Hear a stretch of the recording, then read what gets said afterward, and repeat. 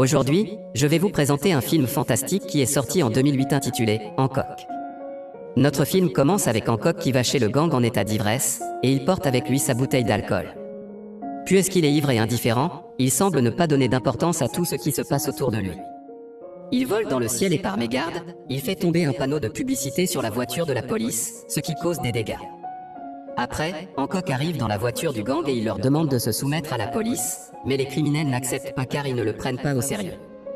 Hancock lève la voiture en haut par sa main et vole, il vole en portant la voiture d'un endroit à un autre. Puis, il accepte finalement de les laisser mais sur une tour très haute, entre le ciel et la terre. Après cela, la presse et tous les habitants commencent à parler de l'affaire de Hancock et comment il fait toujours des dégâts, et surtout cette fois-ci, car les dégâts dépassent 9 millions de dollars. Toute la société croit que si Hancock disparaît de leur monde, ils vivront tranquillement et paisiblement. Lorsqu'il est au bar, Hancock regarde tout cela à la télé mais il ne lui donne aucune attention. Soudain, une jeune fille s'approche de lui et elle lui dit qu'elle est attirée par lui car il a sauvé sa cousine. Ensuite, Hancock l'emmène à sa maison qui était comme une grotte. La fille reste surprise devant le mode de vie de Hancock.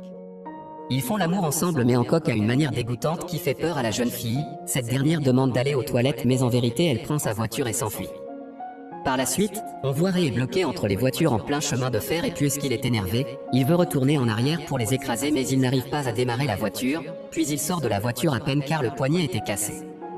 À ce moment-là, Hancock apparaît et lève la voiture de Ray et le train écrase les autres voitures et le désordre règne dans la rue. Après on voit tous les hommes critiquent Hancock pour tout ce qu'il a fait, et ils ne sont pas satisfaits de son geste.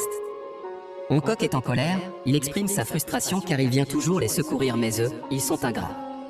Ray descend de sa voiture et attaque ces gens en leur disant qu'ils ont tort et que personne ne remarque que Hancock a sauvé leur vie. Ray remercie Hancock et il lui demande de l'aider à rentrer chez lui.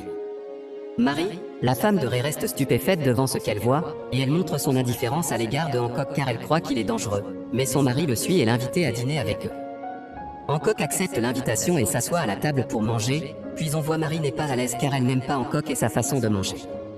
Ensuite, le petit-fils de Ray dit à Hancock que son camarade de classe se moque de lui. Hancock le conseille de l'attaquer pour se défendre. Mais Marie interdit à son enfant de faire une telle action. Ensuite, tous les conseils de Hancock au petit sont refusés par Marie. Hancock termine son repas et dit au revoir à la famille mais avant de partir, Ray lui dit qu'il est un responsable des relations générales et il lui propose de l'aider pour qu'il sera une personne aimable et respectable, et il lui donne sa carte visite. Quelques jours plus tard, Hancock pense à ce que Ray lui avait dit et il est convaincu de s'en aller pour se guérir. Puis Ray ouvre la télévision pour montrer à Hancock que tout le monde le déteste et que personne n'est au-dessus de la loi. Ray propose à Hancock d'aller à la police pour se livrer, il sera emprisonné mais il est un super-héros qui peut s'enfuir de la prison quand il veut. Et comme ça, Hancock se livre enfin à la police avant de dire un discours émouvant qui touche tous les spectateurs, et quand Hancock entre en prison, il trouve que tous les prisonniers le détestent car c'était lui qui les a mis en prison. Ils veulent l'attaquer pour se venger de lui mais il leur dit qu'il est pacifique et il ne veut pas entrer en conflit avec eux, mais deux prisonniers avancent pour l'agresser et à ce moment-là, Hancock les écrase tous. Après, Ray visite Hancock pour l'informer qu'il va passer 8 ans dans la prison. Hancock perd sa raison et il casse la porte pour sortir, mais Ray essaie de le calmer et il réussit à le convaincre de rester en prison. Ray le visite de temps en temps et il l'aide à bénéficier des séances psychologiques pour se guérir, il l'aide notamment à se débarrasser de l'alcool. Après 2 semaines, la police commence à souffrir car le taux des crimes augmente, et le pays a besoin de Hancock qui aide toujours à attraper les criminels. Un jour, une banque était cambriolée par 8 terroristes qui ont pris un grand nombre d'innocents en otage, donc la police appelle Hancock pour intervenir et sauver la ville. Quand Hancock est arrivé en portant des habits de super-héros, il est informé qu'à l'intérieur de la banque il y a 8 terroristes et une policière blessée. Hancock entre à la banque en passant sous les tirs des balles, il demande la permission à la policière pour la porter dans ses mains, et comme ça il apparaît un homme gentil. La policière accepte et le supplie de la sauver, puis elle la porte par une main et une voiture par l'autre pour se cacher des tirs. Les policiers étaient contents de ce geste et leur chef lui demande de finir ce qu'il a commencé. Après Hancock retourne à la banque et arrête tous les 7 terroristes et les emmène à la police. Après il revient pour trouver le chef du gang qui lui dit qu'il y a une bombe attachée aux otages, et s'il ne l'aide pas à ouvrir le coffre de l'argent il explosera tout. Hancock prend un couteau et tire sur le chef du gang lui coupant la main, puis, il fait sortir les otages un par un, et il délivre le chef du gang à la police. Le public l'applaudit chaleureusement et le remercie de l'acte héroïque qu'il a fait. Hancock dîne avec Ray et sa femme Marie, et Ray conseille toujours Hancock de rester calme pour qu'il sera aimable. Puis, il raconte son histoire d'amour avec Marie et comment ils se sont rencontrés. Hancock est touché. Puis Ray demande à Hancock de leur raconter comment il est devenu un super-héros. Alors, il leur dit qu'il ne se rappelle pas mais qu'un jour, il se réveille pour se trouver à l'hôpital et qu'il a une grave blessure au niveau de la tête, et comme ça il a perdu sa mémoire mais les docteurs lui disent qu'il a 80 ans, et qu'il ne vieillira jamais. Hancock s'interroge sur le fait que personne ne l'aime, est-il vraiment mauvais? Puis la scène devient plus dramatique et triste. Après, comme Ray est ivre, Hancock le porte à sa chambre et descend à la cuisine pour saluer Marie.